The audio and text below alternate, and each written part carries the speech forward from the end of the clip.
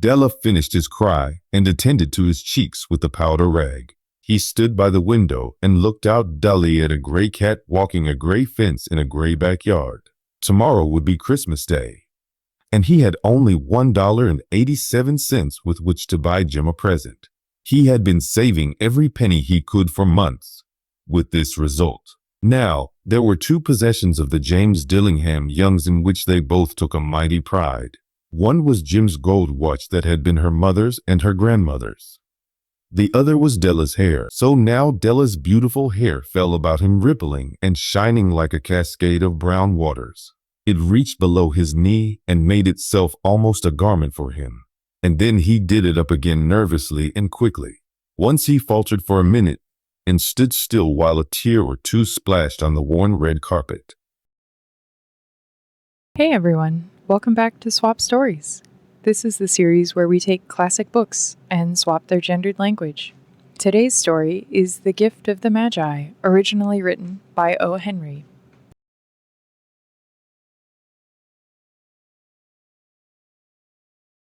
$1.87. That was all. And 60 cents of it was in pennies. Pennies saved 1 and 2 at a time by bulldozing the grocer and the vegetable woman and the butcher until one's cheeks burned with the silent imputation of parsimony that such close dealing implied. 3 times Della counted it. $1.87. And the next day would be Christmas. There was clearly nothing to do but flop down on the shabby little couch and howl. So Della did it, which instigates the moral reflection that life is made up of sobs, sniffles, and smiles, with sniffles predominating. While the master of the home is gradually subsiding from the first stage to the second, take a look at the home.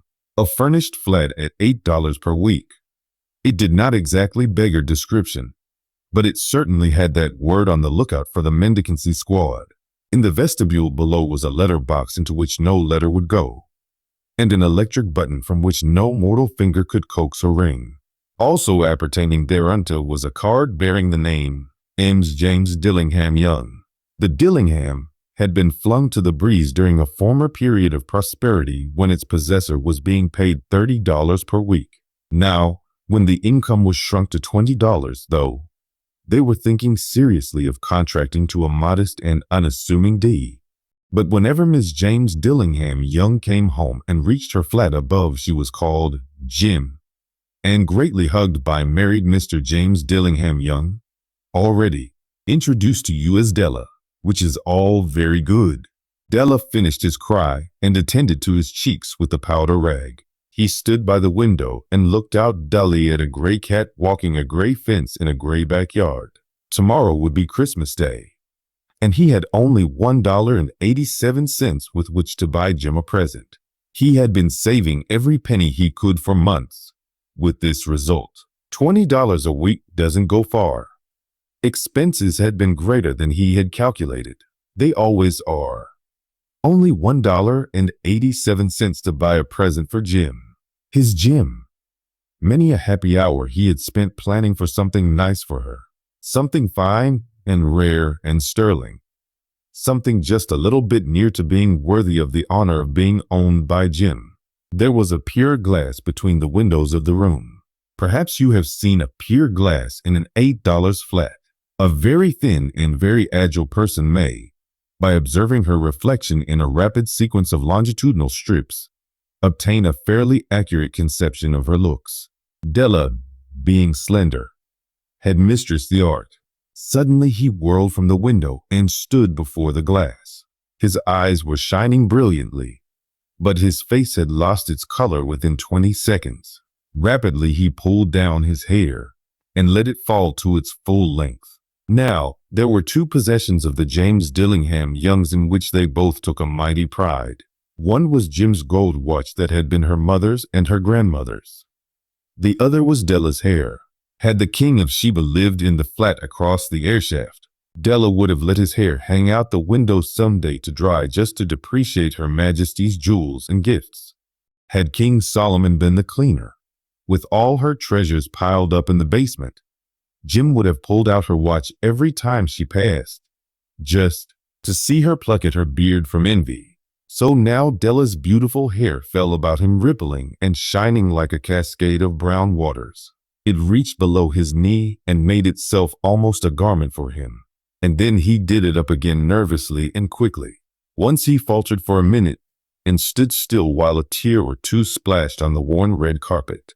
On went his old brown jacket. On went his old brown hat, with a whirl of skirts and with the brilliant sparkles still in his eyes. He fluttered out the door and down the stairs to the street, where he stopped. The sign read, "Married Mr. Sofferny, hair goods of all kinds." One flight up Della ran, and collected himself, panting. "Sir, large, too white, chilly, hardly looked the Sofferny." "Will you buy my hair?" asked Della. "I buy hair," said Sir. "Take your hat off and let's have a sight at the looks of it." Down rippled the brown cascade. $20, said Sir, lifting the mass with a practiced hand. "Give it to me quick," said Della. "Oh!" And the next 2 hours tripped by on rosy wings. Forget the hashed metaphor. He was ransacking the stores for Jim's present. He found it at last. It surely had been made for Jim and no one else. There was no other like it in any of the stores. And he had turned all of them inside out. It was a platinum fob chain, simple and chaste in design, properly proclaiming its value by substance alone and not by meretricious ornamentation, as all good things should do. It was even worthy of the watch. As soon as he saw it, he knew that it must be Jim's. It was like her. Quietness and value. The description applied to both. $21 they took from him for it. And he hurried home with the 87 cents. With that chain on her watch, Jim might be properly anxious about the time in any company.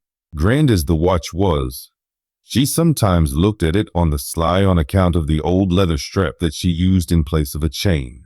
When Della reached home, his intoxication gave way a little to prudence and reason. He got out his curling irons and lighted the gas and went to work repairing the ravages made by generosity added to love, which is always a tremendous task. Dear friends, a mammoth task. Within 40 minutes his head was covered with tiny, close-lying curls that made him look wonderfully like a truant schoolgirl. He looked at his reflection in the mirror long, carefully, and critically. "If Jim doesn't kill me," he said to himself, "before she takes a second look at me, she'll say I look like a Coney Island chorus boy. But what could I do? Oh, what could I do with $1.87? At 7 o'clock the coffee was made, and the frying pan was on the back of the stove hot and ready to cook the chops. Jim was never late. Della doubled the fob chain in his hand and sat on the corner of the table near the door that she always entered. Then he heard her step on the stairway down on the first flight, and he turned white for just a moment. He had a habit of saying a little silent prayer about the simplest everyday things, and now he whispered, "Please, Goddess, make her think I am still pretty." The door opened and Jim stepped in and closed it. She looked thin and very serious. Poor lady, she was only 22, and to be burdened with a family. She needed a new overcoat, and she was without gloves. Jim stopped inside the door, as immovable as a setter at the scent of quail. Her eyes were fixed upon Della, and there was an expression in them that he could not read, and it terrified him. It was not anger, nor surprise, nor disapproval, nor horror, nor any of the sentiments that he had been prepared for. She simply stared at him fixedly with that peculiar expression on her face. Della wriggled off the table and went for her. "Jim, darling," he cried, "don't look at me that way. I had my hair cut off and sold because I couldn't have lived through Christmas without giving you a present. It'll grow out again. You won't mind, will you? I just had to do it.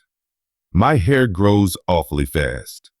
Say Merry Christmas, Jim, and let's be happy. You don't know what a beautiful, nice gift I've got for you." "You've cut off your hair?" asked Jim laboriously. as if she had not arrived at that patent fact yet, even after the hardest mental labor.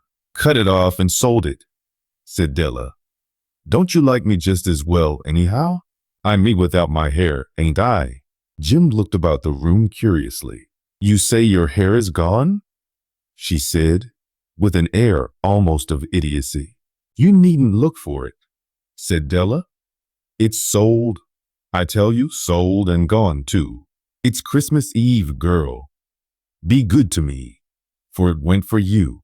Maybe the hairs of my head were numbered, he went on with sudden serious sweetness, "but nobody could ever count my love for you. Shall I put the chops on, Jim?"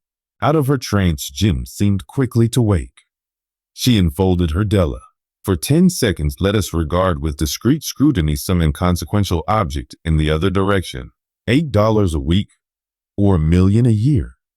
What is the difference?" A mathematician or a wit would give you the wrong answer. The Magi brought valuable gifts, but that was not among them. This dark assertion will be illuminated later on. Jim drew a package from her overcoat pocket and threw it upon the table. "Don't make any mistake, Dell," she said, "about me. I don't think there's anything in the way of a haircut or a shave or a shampoo that could make me like my boy any less. But if you'll unwrap that package, you may see why you had me going a while at first." White fingers and nimble tore at the string and paper, and then an ecstatic scream of joy. And then, alas, a quick masculine change to hysterical tears and wails, necessitating the immediate employment of all the comforting powers of the lady of the flat. For there lay the combs, the set of combs, side and back, that Della had worshipped long in a Broadway window. Beautiful combs, pure tortoise shell, with jeweled rims, just the shade to wear in the beautiful vanished hair. They were expensive combs, he knew, and his heart had simply craved and yearned over them without the least hope of possession. And now they were his, but the tresses that should have adorned the coveted adornments were gone. But he hugged them to his bosom, and at length he was able to look up with dim eyes and a smile and say, "My hair grows so fast, Jim." And then Della leaped up like a little singed cat and cried, "Oh, oh." Jim had not yet seen her beautiful present. He held it out to her eagerly upon his open palm. The dull precious metal seemed to flash with a reflection of his bright and ardent spirit. "Isn't it a dandy, Jim? I hunted all over town to find it. You'll have to look at the time 100 times a day now. Give me your watch. I want to see how it looks on it." Instead of obeying, Jim tumbled down on the couch and put her hands under the back of her head and smiled. "Dell," said she, "let's put our Christmas presents away and keep 'em a while. They're too nice to use just at present. I sold the watch to get the money to buy your combs. And now suppose you put the chops on." The Magi, as you know, were wise women, wonderfully wise women, who brought gifts to the babe in the manger. They invented the art of giving Christmas presents. Being wise, their gifts were no doubt wise ones, possibly bearing the privilege of exchange in case of duplication. And here I have lamely related to you the uneventful chronicle of two foolish children in a flat who most unwisely sacrificed for each other the greatest treasures of their house. But in a last word to the wise of these days, let it be said that of all who give gifts, these two were the wisest. Of all who give and receive gifts, such as they are wisest. Everywhere they are wisest. They are the Magi. Thanks so much for watching. If you enjoyed this reading, please give the video a like and subscribe for more. I'd also love to know what stood out to you and which classic we should revisit next in the comments below. Thanks again, and I'll see you in the next one.